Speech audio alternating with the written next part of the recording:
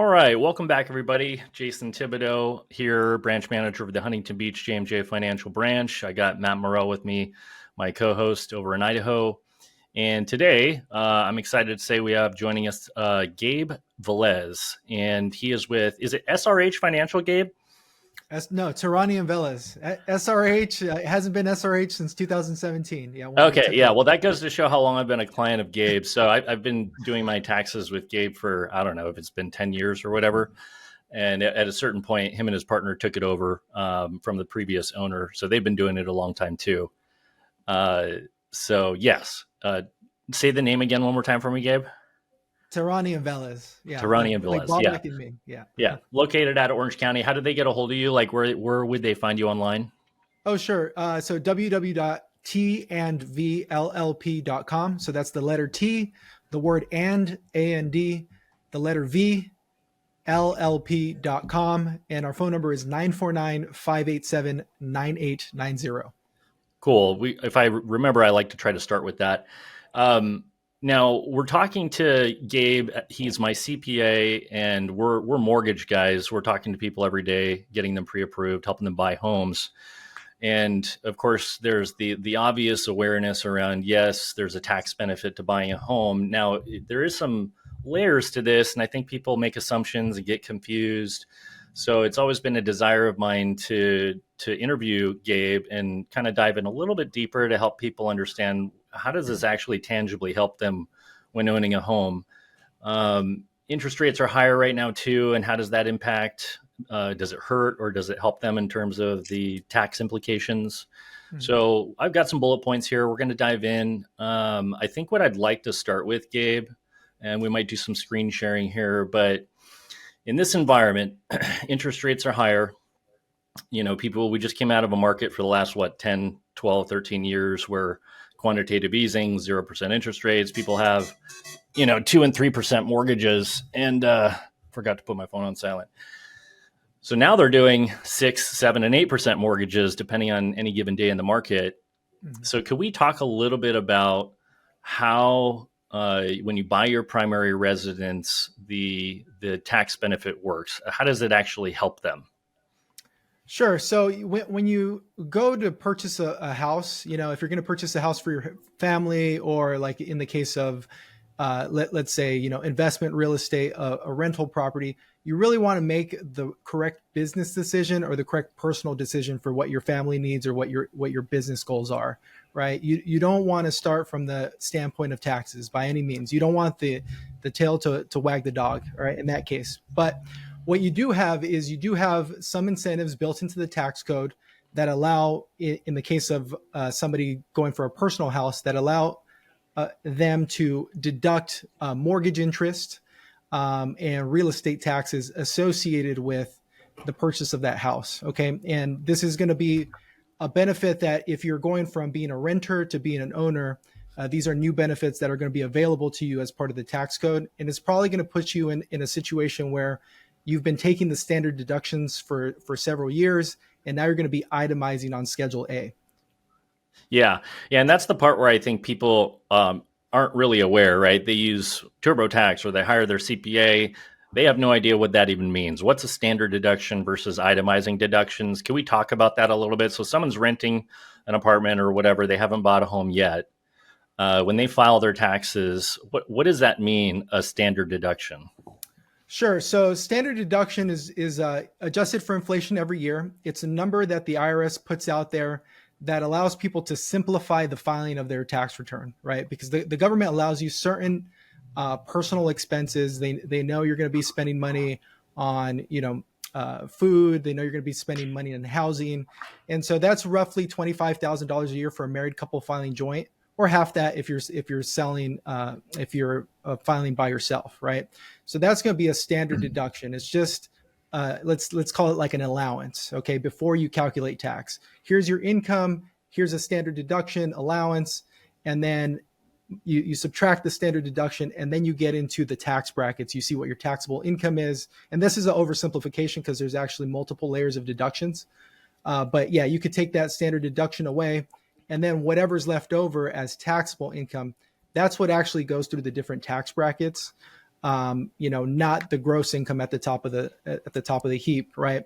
And then, but when you go and you purchase a home, your expenses increase greatly, right? And there's certain incentives built into the tax code that allow you to itemize.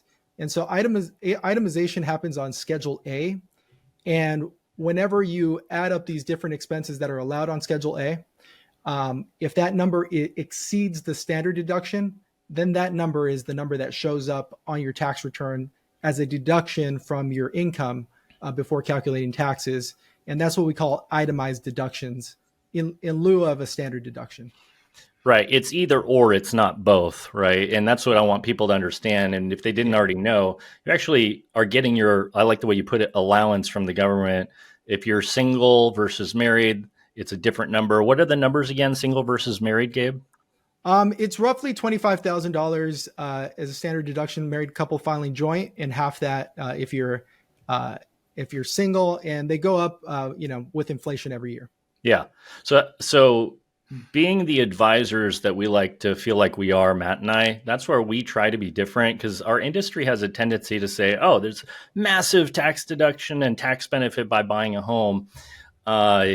And they're not addressing the fact that, well, we actually have to decide whether or not it truly is a legitimate benefit. Because if you're married, you're already from the government getting the standard deduction of $25,000. The question is, how would that compare? And that's what I kind of want to get into today. And that's where we'll probably do the screen share of somebody buying their first home. Let's call it let's say they bought at $850 or whatever the purchase price was. But what I'd like to do, and I think you're prepared for this, is we know that, and you can confirm this for me since you're the CPA, the max mortgage balance for mortgage indebtedness is $700. It's capped at $750,000. Correct me if I'm wrong. That's right. So let's talk about that a little bit. Maybe do a screen share and let's compare standard deduction versus someone buying their first home and in actually financing $750 at today's prevailing rates of roughly 7%. Sure. So yeah, no problem. Let me go ahead and screen share, and then we'll talk through this. And I'm sure I'll have a lot of talking points as we go through each line. So if I missed anything on that, Matt, go ahead. Yeah, while you're bringing that up, Gabe, just to clarify what Jason just said, if you've got a home that you've purchased for $1 million and your loan is $900,000, you can only, I hate to say only because it's still a big benefit, but you can only write off the interest on the $750,000 balance. You kind of lose out on the interest on the other 150. Is that accurate, Gabe? That's right. Yeah. So as of 2017, the Tax Cuts and Jobs Act, which actually went into effect in 2018, the acquisition indebtedness is capped out at $750,000, right? So that means you go and you buy a house and you get a $750,000 mortgage. You're able to write off, 100% of the interest on that mortgage. But if you start to go above $750,000 in mortgage, then the benefit is reduced, ratably, right? So, if your mortgage is $1 million, then you're roughly going to see like a 25% haircut on the interest deduction. Got it. So there's a lot to take into consideration when, figuring out what's right for you, right? Of course, comparing the cost of renting versus the cost of purchasing. Most people, from a personal standpoint, run their life on a cash basis, right? So it's really about money coming in and money going out. It's not about calculating fancy profit or anything like that, right? That's how most people run their personal life, rather than like a business.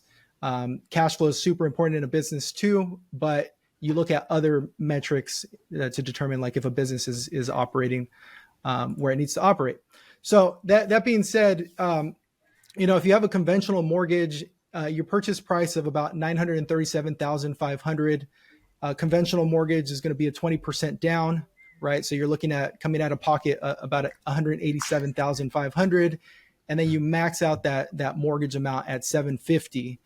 And so that's what we're talking about. We're talking about acquisition indebtedness, and there's a few other categories that fall into acquisition debt also, like, substantial improvements on a house might fall into that, or, building a house might fall into that category as well. But we won't get into the weeds too much there. And so Yeah, as you guys were talking about, we used to be in a very low interest rate, environment where interest rates used to be 3%, right? And if you went and you got a $750,000, mortgage, then you'd be, out of pocket, let's say about 2784 a month. Okay, and 2784 a month comes out from principal, interest, taxes, and insurance, right? That's what the mortgage people call PITI. Mm-hmm. And so the deductible portion of the mortgage, right? And the mortgage is really just the principal and the interest, comes from that interest deduction. So where in a 3% environment, your first year's worth of interest, right, a whole 12 months would have been about $22,000. Now the interest amount is $52,000, 218, right? And yeah, just to interject one thing on that, yeah, Gabe, that's what I want people to really understand. And I put this out on Instagram recently too, because nobody really talks about that. Look, if we had the choice, we'd all want the 3% rate. So I'm not disputing that. But that's just not our reality right now. mhm. And because reality is roughly 7%, give or take, what's kind of nice to know at the very least is the silver lining. And the silver lining is that your interest expense deduction is significantly higher.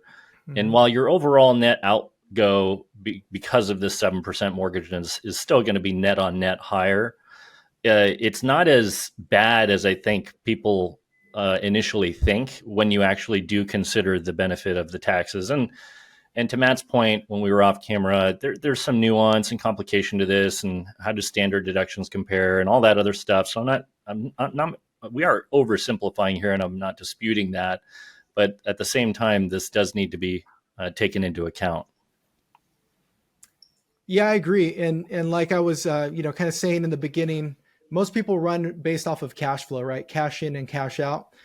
So you always want to take into consideration what the tax benefit of something is going to be, because if you're reducing the amount you're paying in taxes, that's increasing your cash flow based off of the tax savings, right? So where your out of pocket might look like it's going to be 2,497 more out of pocket, you really want to look at like the after tax benefit and where you're really at the end of the day, right?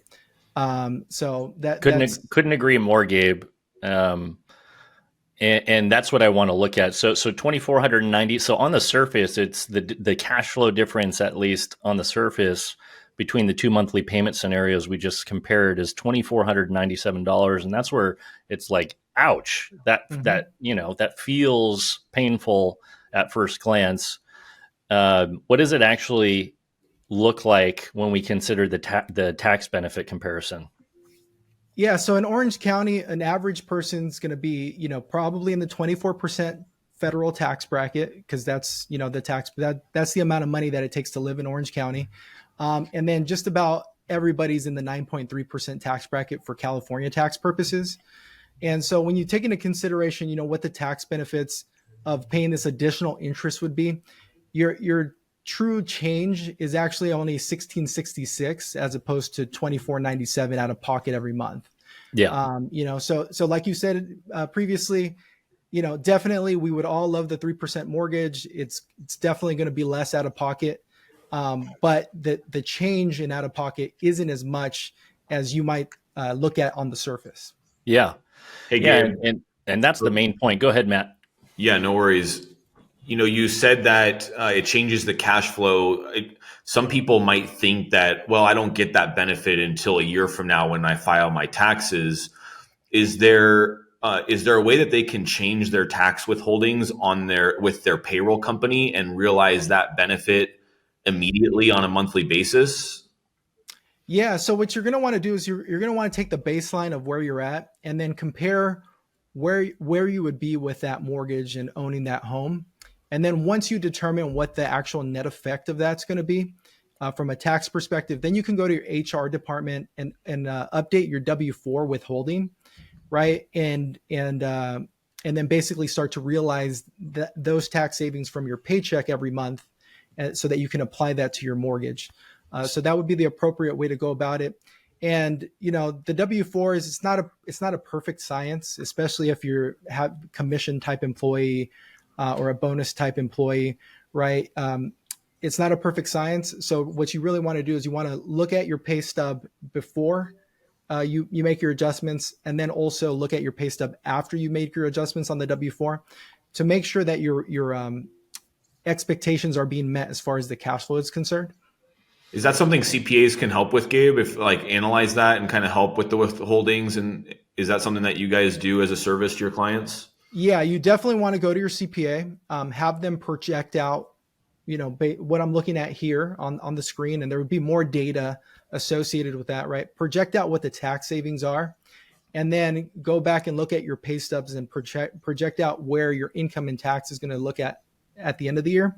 And if we're projecting out that you're going to get a big refund at the end of the year, then we definitely want to adjust those withholdings now so that you can start to, realize the cash now rather than later. Awesome. Yeah, and last question, Jay. Sorry to no worries. Hog you here. Last question is, I noticed that you have real estate taxes listed up above, but it looks like we're only factoring in the interest deduction in the savings. Can we write off the taxes? Can we write off points? Can we write off mortgage insurance? I don't want to get too in the weeds, but just curious on those three topics. Yeah. So yeah, a lot of good questions. So as far as real estate taxes are concerned, real estate taxes are one component of what we call SALT, which is the state and local taxes, right? So that's going to be your real estate taxes, mostly driven by real estate taxes and mostly driven by state income tax, right? Those are the two big amounts that go into SALT. Now, currently in the federal tax code, there is a SALT cap of $10,000. So, whether or not you're going to get a benefit from additional real estate taxes, it's really a facts and circumstances, right? Everybody's situation is a little bit different. But like I deal with a lot of business owners, and there's ways of being able to pay, through what's called a pass-through entity elective tax, which is a new part of the tax code, to pay your personal state income taxes through a business, essentially, oversimplification, of course. And then in which case the real estate taxes, do end up being deductible on the Schedule A, and we're paying most of the income tax through the S corporation, let's say, and you're getting the benefit of both worlds. So it's just, it's on a case by case basis, really, as to whether or not you're going to be, realizing the benefit from additional real estate taxes. So that's why, it's better to, we could talk about both, but the interest is usually okay. I like that we're being conservative here. Yeah, it's better to be conservative. What about points? Can you deduct points? Yeah, so points are basically prepaid interest, and so in general, yeah, you can deduct your points on your Schedule A if you're actually paying for the points, right? Then you could deduct it in the current year. If you're not paying for the points, which there might be reasons, with credits and things like that, where you're not actually paying for those points, then you might have to amortize them over a period of time. But they're deductible, just like mortgage interest would be deductible. Awesome. Very cool. Thank you for that. I guess what Gabe's probably trying to say is you need a CPA if you don't have one, whoever's listening to this.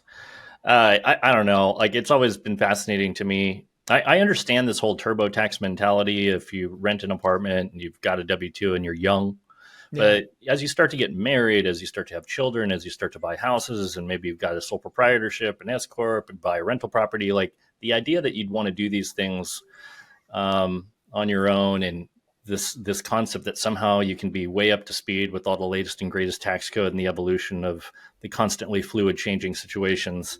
One of the things that piqued my curiosity, which won't be for this call, but what you said about setting up an entity to pay your state income tax. So like all that stuff is fascinating, but it just points to the need for an actual CPA. So if anybody needs a nudge listening to this, call Gabe. In terms of the example you laid out, Gabe, at 7% with the 750, like the SALT piece, it's capped at 10,000. Right. So we can just basically assume the 52,000 in interest plus the 10,000 I know there's other things you can itemize, but you're kind of at what, roughly 62,000 and change for an itemized version of a deduction versus the standard, which would have been 25 in that scenario, correct? Mhm. That's about right. Yes. Yeah, yeah. So I just want people to understand it's substantially more than the standard deduction in that scenario we just laid out. Yeah, definitely. Yeah, I mean, if you're in Orange County, with the average home going for $1.1 million, you're going to be maxing out that 750 of acquisition debt, and so your scenario is going to look very similar to what we had on the screen. Yeah, yeah. So between elevated prices in Orange County and elevated interest rates right now, at least for the interest expense portion in the 750 loan amount, you're really benefiting. As far as that $10,000 cap, inflation's been happening. Is there any reason we have an adjustment for inflation to the SALT cap, or do you see anything on the horizon for that $10,000 cap? It seems silly. Well, it's part of the Tax Cuts and Jobs Act, which is set to sunset at the end of 2025. So starting in 2026, it might get reverted.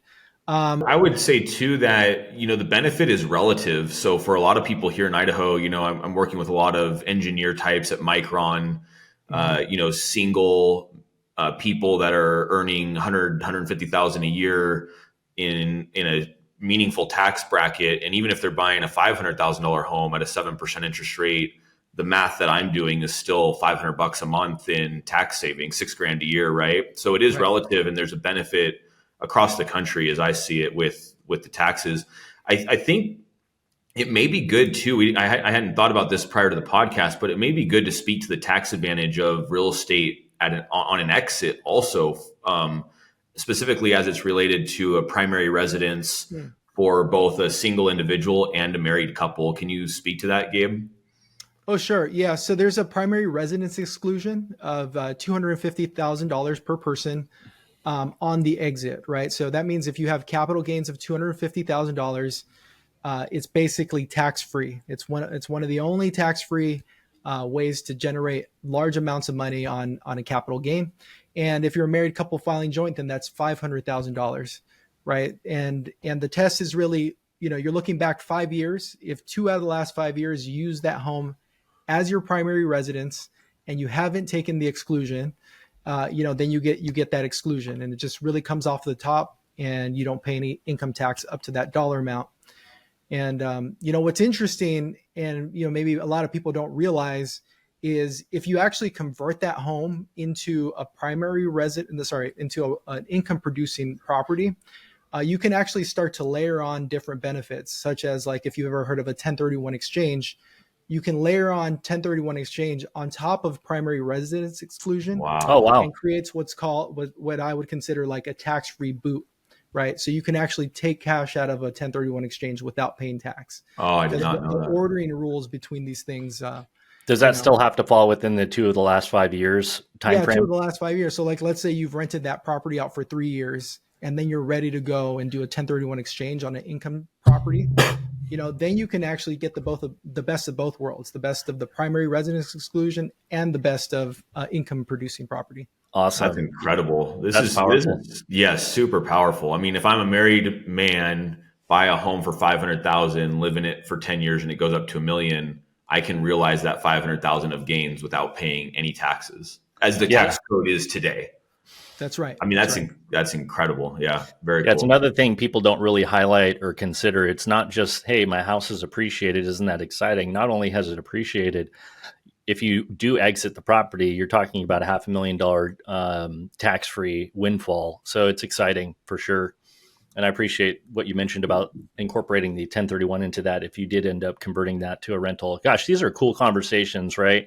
This is why I wanted to have this interview. Before we move on to the next topic, I do want to go back to real quick just to make sure this landed for people, the withholdings aspect. Mm-hmm. I think people don't understand that, right? In their mind, oh my gosh, I'm going to $5,000 or $6,000 a month. How am I going to deal with this? And I do my best as a loan officer when I'm chatting with borrowers to encourage them to talk to their CPA, because most people I talk to, Gabe, when they're a first-time home buyer, they're younger, their withholdings are pretty elevated or as high as they can possibly go. And I don't think most people that I'm talking to understand that that can be adjusted, and you should adjust that, because Matt's point was the correct one. It's like, cool, there's a tax benefit 12 to 18 months down the road, maybe one day, Yeah. Mm-hmm. How's that help me right now? Because as you alluded to, Gabe, cash flow is king, right? And income in and income out. So I just want to make sure people understand that's something to get excited about, because $1,000 a month tax benefit in the scenario we just ran through is significant. You don't have to wait a year to 18 months to realize that. You can realize it right away.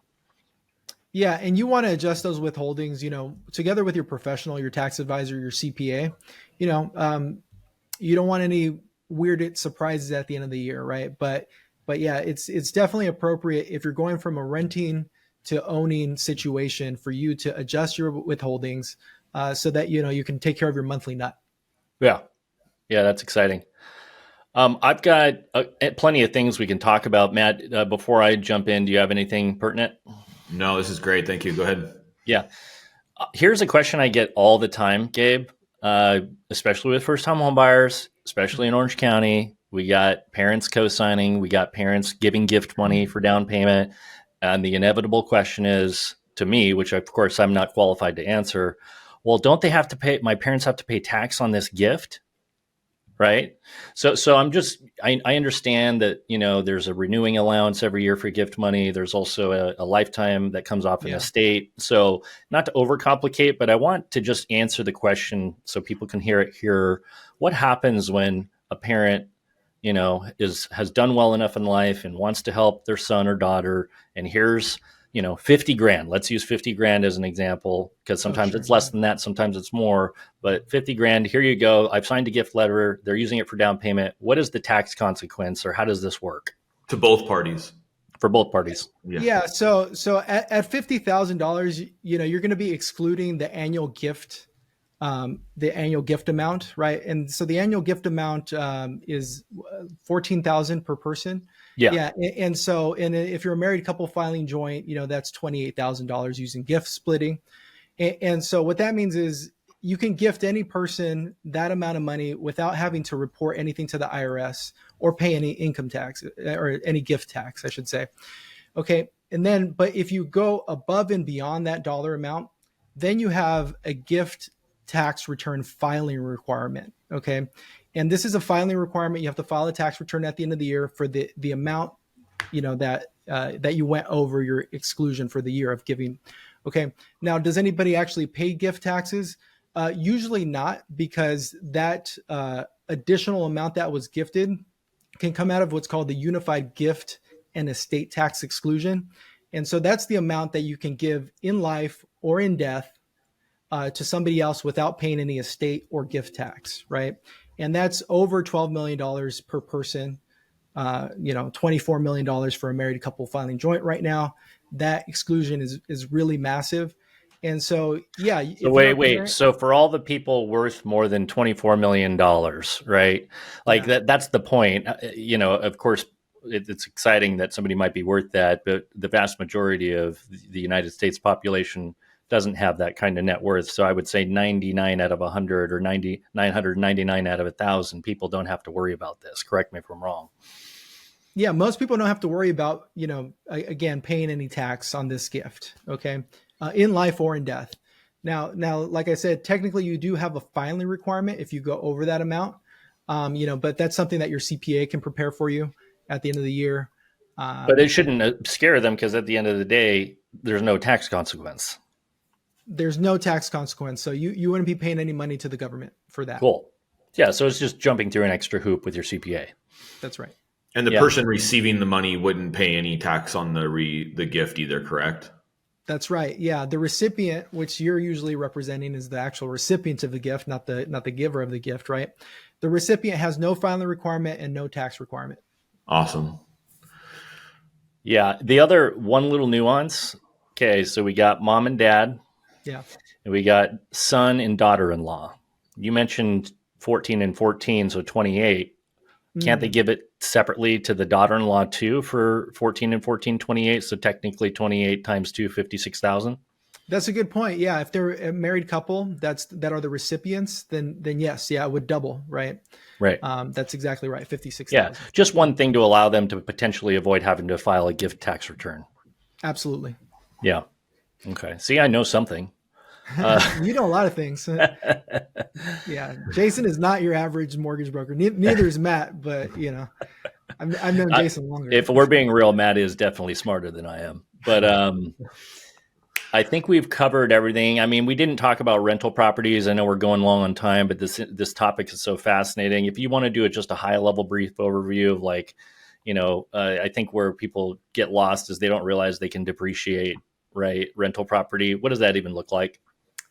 Yeah, I'll give you the best scenario for everybody, and I'll do it very quickly. So number one, if you're going to go and you're going to buy an income producing property, first thing you want to do is you want to get that land versus improvement allocation correct. Okay, the lower the land allocation, the better. Okay, and there's a lot of different ways to go about this. You know, most people use county assessors, but it's not usually the most appropriate way to determine what the land value actually is. Okay, and the reason why you want a low land value for tax purposes is because land does not depreciate. Okay, then whatever you have after that are called improvements. And if it's a residential property, that those improvements depreciate over 27 and a half years.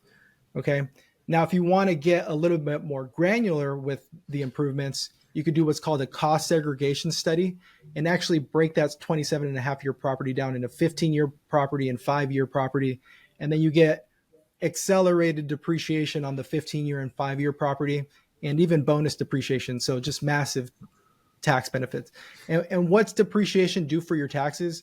It creates a large deduction, which, like mortgage interest, will reap you tax benefits, you know? And so I mean, I don't want to, I know we're running short on time here. So, but the depreciation is why people love real estate and love investing in real estate, because that depreciation is not an out-of-pocket expense, but it's a tax deduction. Yeah, because you've got the depreciation, you've got the ability to do a 1031 exchange, Yep. You got the exclusion for primary residence. I mean, there's so many things that the government has created that in the tax code that encourages ownership. And Right. it gets lost on people like, oh, we're in a bubble. Oh, the interest rates are high. Gosh, yes, all of that is true. While at the same time, there are still many reasons pointing to the benefits of home ownership at the end of the day. Plus, we have a housing crisis. You know, we're at 1 million homes in inventory in the country. We were at 4.5 million homes during the subprime real estate bubble crash, right? We are woefully behind on housing compared to household formations, and that problem is not going away anytime soon, no matter how high rates go. So, especially in places like Orange County or upstart places that are thriving and growing in Idaho, yeah, I mean, prospects for real estate are positive, in my opinion.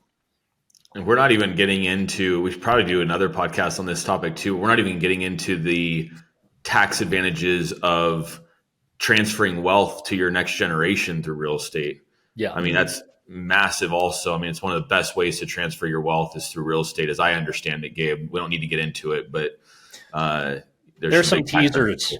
Those are some teasers. Gabe, as long as you're willing, we'll have you on for maybe a few different topics over the course of the next year. Yeah, absolutely. I'd love to. Right on. Well, we appreciate you spending time with us today. And hopefully the people listening in found this valuable. I sure did. And I'm glad we can say we got this done, because a lot of good information. Thanks, Gabe. Thanks for your time, Gabe, especially during busy tax season right now. We're super grateful. Thank you. All right, guys. Appreciate you.